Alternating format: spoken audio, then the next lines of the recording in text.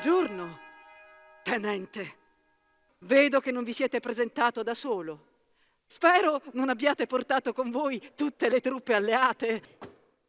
Mi dicono c'è un magnifico tesoro di Sant'Agata ben custodito, con una corona dorata dal re d'Inghilterra Riccardo Cuor di Leone. Perché la terra non ne può più di tutto questo sangue. E anche il cielo non ne può più.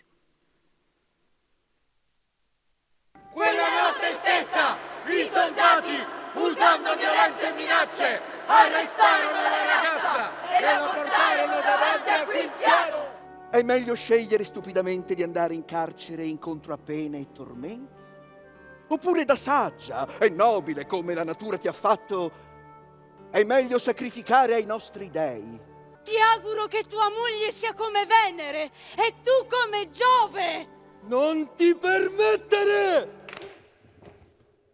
Perché mi schiaffeggiate? A mezzanotte venne un vecchio preceduto da un fanciullo con un lume. Pietro! E sappi che nel suo nome tu sarai sanata! Voglio sapere chi ti ha curato! Colui per cui tutto è possibile! Voglio sapere chi è stato! Chi è stato! Chi ha trasgredito i miei ordini! Cristo! Il figlio di Dio! E mentre l'ordine veniva eseguito, si sentì un grande boato!